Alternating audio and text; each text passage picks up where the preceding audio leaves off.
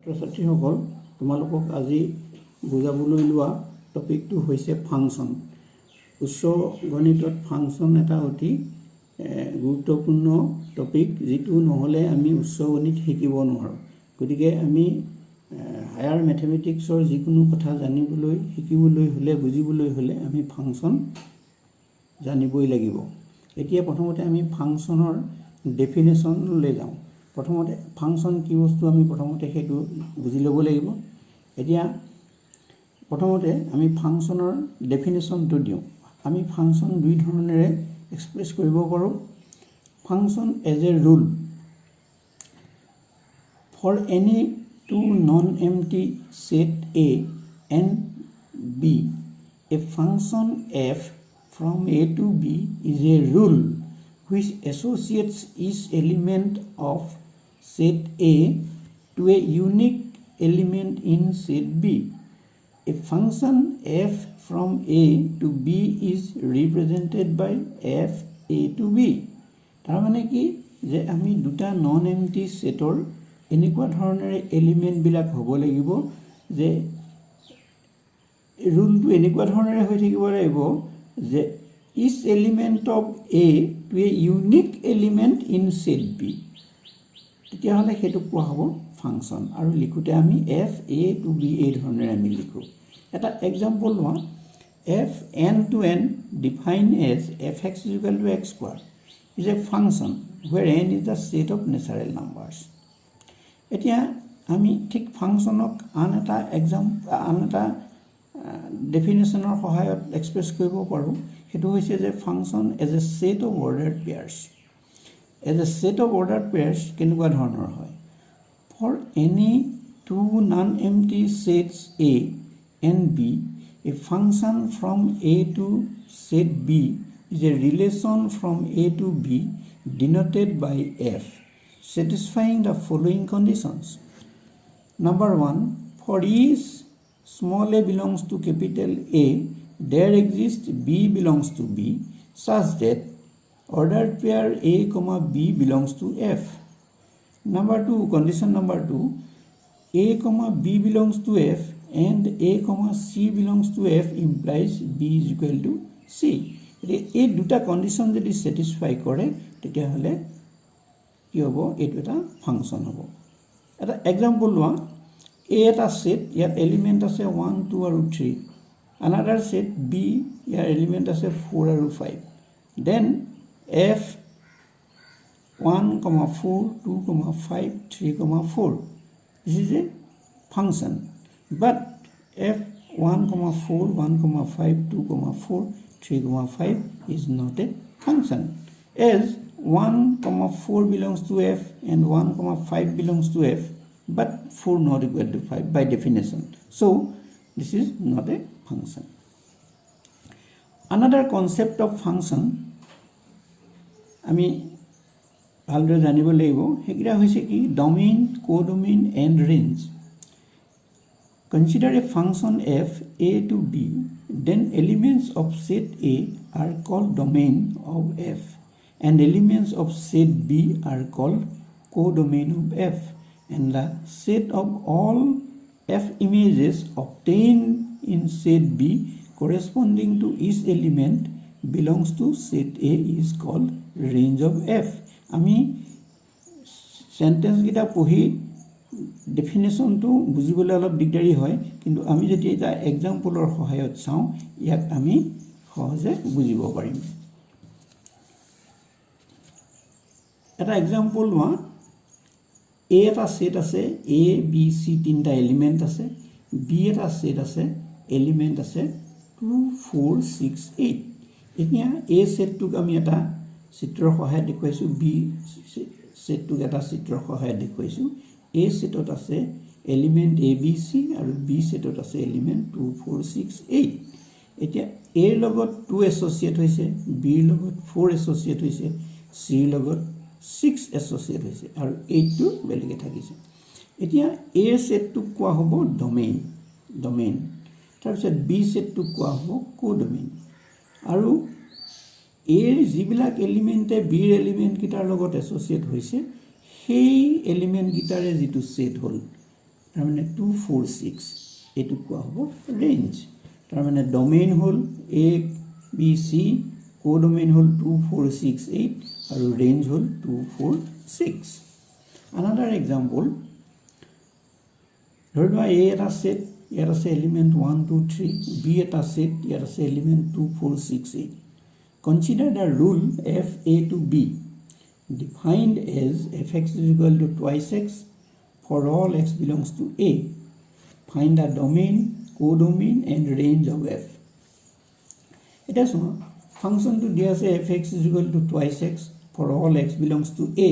X or value will like 8 takibo. Then x can take the values 1, 2 and 3.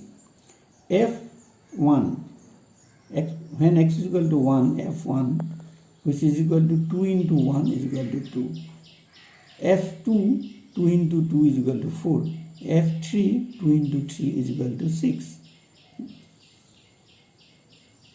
diagram to mon kora a set ase 1 2 3 element ase b eta set element ase 2 4 6 8 etia 1 and 2 logot when putting the value of x1 then we get 2 when x is equal to 2 we get 4 and when x is equal to 3 we get 6 therefore 1 associates with 2 2 associates with 4 and 3 associates with 6 therefore f is 1 comma 2 2 comma 4 3 comma 6 here domain is 1 comma 2 comma 3 codomain is 2 4 6 8 আৰু range is 2 4 6 আমি diagram to sale বুজি পাম again এটা note আছে মন কৰিবা যে কেতিয়াবা কেতিয়াবা কি হয় sometimes codomain may equal to range কেতিয়াবা এই এলিমেন্টটো suppose 8 এলিমেন্টটো যদি না থাকে তেতিয়া codomain টোৱে range টোৱে একে হৈ যায়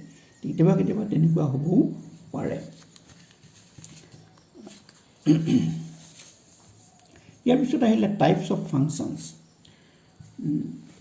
আমি বেলেগ বেলেগ টাইপৰ ফাংচন পাম important কথাইগিৰা one function by injective function a function f a to b is called a one or injective function if distinct elements of a have distinct images in b it is for every a1 a2 belongs to a if a1 not equal to a2 then f a1 not equal to f2 and if f a1 is equal to f2 then a1 is equal to a2 suppose a eta set ase a1 a2 a3 element ase b eta set ase element b1 b2 b3 b4 ase tetia hole a1 e b2 logot a2 e b1 or logot a3 e b3 logot প্ৰত্যেকটো এলিমেন্টে a ৰ প্ৰত্যেকটো এলিমেন্টে b ৰ এটা এটা এলিমেন্টৰ লগত associate হৈছে গতিকে এনে ধৰণৰ ফাংচন বিলাকক কোৱা হ'ব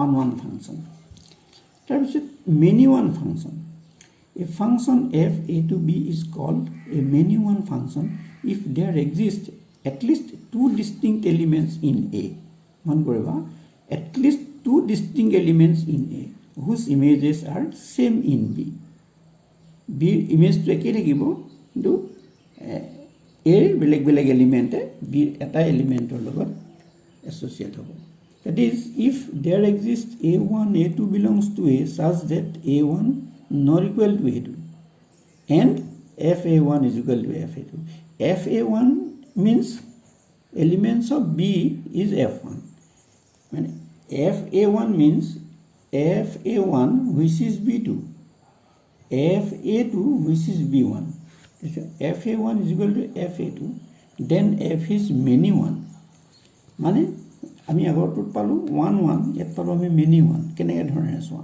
a এটা সেট আছে ইয়াত এলিমেন্ট আছে a1 a2 a3 a4 b এটা সেট আছে ইয়াত element b1 b2 b3 b4 এতিয়া চাবা a1 এ b2 ৰ লগত এসোসিয়েট হৈছে ঠিক b2 ৰ লগত আকৌ a3 ও হৈছে a1 ৰ b2 ৰ লগত হৈছে a3 ও b2 ৰ লগত হৈছে a2 এ b1 ৰ লগত হৈছে a4 এ b4 ৰ লগত হৈছে b3 টো থাকি গল এটো কোনো কথা নাই আমাৰ থাকি গল কিন্তু আমাৰ ইয়াত কথাটো হল কি যে a1 আৰু a3 এই দুয়োটাই যেতিয়া এটা এলিমেন্টৰ লগত এসোসিয়েট হয় তেতিয়াহ'লে সেই ফাংচনবিলাকক কোৱা হ'ব many one function. The f is many one function because a1 and a2 have same image b2. তাৰপিছত আহিলে on to surjective and into functions. On to function বা surjective বুলি কয় আৰু into function. A function f a to b is said to be onto if every element of b is the image of some elements of a under f. That is, for every b belongs to b, there exists an element a belongs to a such that f a is equal to b. In short, f a to b is onto if and only if range of f is equal to b. Codomain, that means b means codomain. গতিকে range of f is equal to b হলে তেতিয়াহ'লে সেইবিলাক ফাংচনক onto বুলি কয়। মই অকণমান আগতে কৈছিলোঁ আগত যে কেতিয়াবা ৰেঞ্জ আৰু কোডোমেইন একে হ'ব পাৰে। গতিকে ৰেঞ্জ আৰু কোডোমেইন একে হ'লে তেতিয়াহ'লে সেইটো ফাংচনক onto ফাংচন বুলি কয়। তাৰপিছত এ function suppose g x to y is into function if there exists at least one element in y which have no pre-image in x. A এটা সেট আৰু b এটা সেট ইয়াত